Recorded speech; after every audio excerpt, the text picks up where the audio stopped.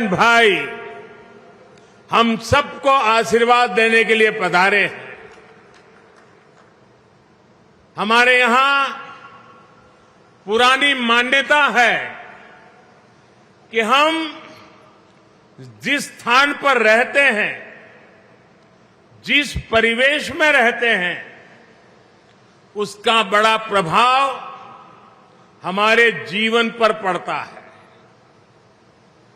मेरे सार्वजनिक जीवन के प्रारंभिक कालखंड में जब जीवन के एक दौर की शुरुआत थी, तो मैं उमरगांव से अंबाजी, भारत की ये पूर्व पट्टी, ये मेरा कार्यक्षेत्र था। आदिवासियों के बीच रहना, उन्हीं के बिन जिंदगी गुजारना, उनको समझना, उनके साथ जीना, ये मेरे जीवन घड़तर के प्रारंभिक वर्षों में इन मेरे आदिवासी माताओं, बहनों, भाइयों ने मेरा जो मार्गदर्शन किया, मुझे बहुत कुछ सिखाया, उसी ने आज मुझे आपके लिए कुछ न कुछ करने की प्रेरणा मिलती रहती है।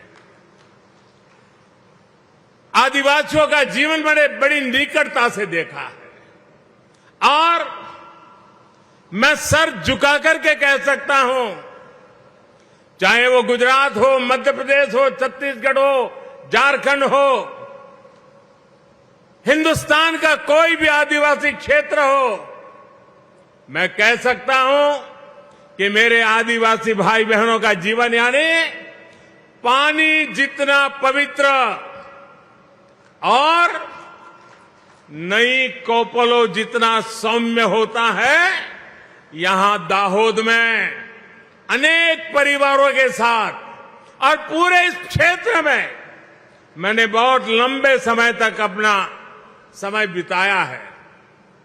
आज मुझे आप सबको एक साथ मिलने का, आप सबको दर्शन करने का सौभाग्य मिला है।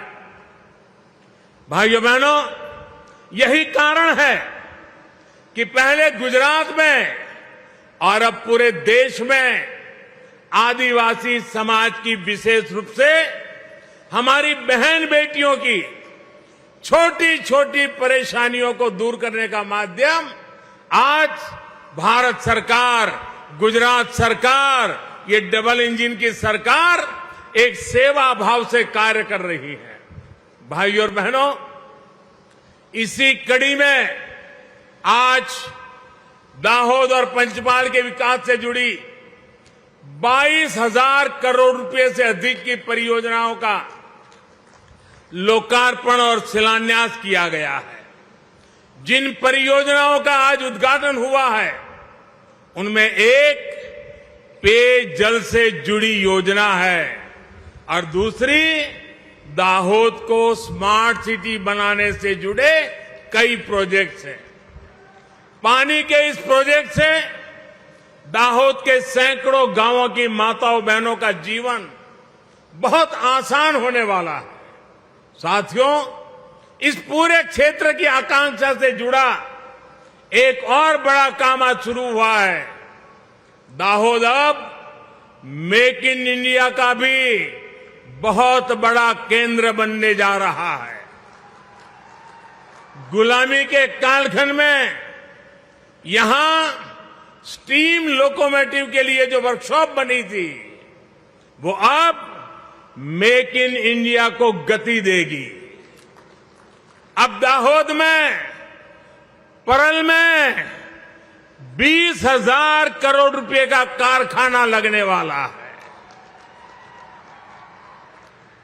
मैं जब भी दाहोद आता था तो मुझे शाम को परेल की उस सर्वेंट क्वार्टर में जाने का अवसर मिलता था और मुझे छोटी छोटी पहाड़ियों के बीच में वो परेल का क्षेत्र बहुत पसंद आता था।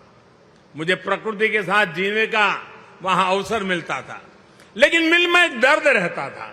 मैं अपनी आंखों के सामने देखता था कि धीरे धीरे हमारा रेलवे का क्षेत्र, ये हमारा परेल पूरी तरह निष्प्राण होता चला जा रहा है। लेकिन प्रधानमंत्री बनने के बाद मेरा सपना था कि मैं इसको फिर से एक बार जिंदा करूंगा, इसको जानदार बनाऊंगा, इसे शानदार बनाऊंगा। और आज वो मेरा सपना पूरा हो रहा है कि 20,000 करोड़ रुपए से आज मेरे दाहोद में, इन पूरे आदिवासी क्षेत्र में इतना बड़ा इन्वेस्टमेंट, हजारों नौजवानों को रोजगार।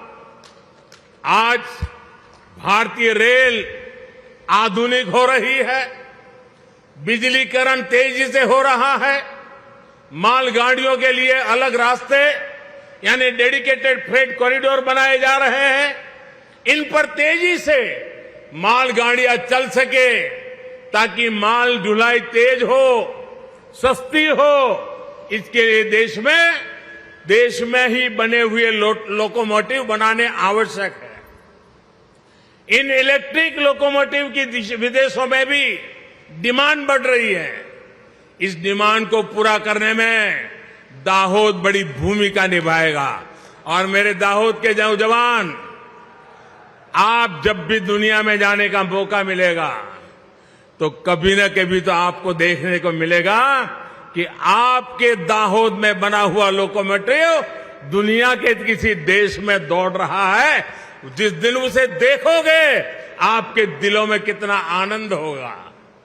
भारत अब दुनिया के उन चुनिंदा देशों में है जो 9,000 हॉर्स पावर के शक्तिशाली लोको बनाता है। इस नए कारखाने से यहां हजारों नौजवानों को रोजगार मिलेगा, आसपास नए कारोबार की संभावनाएं बढ़ेगी।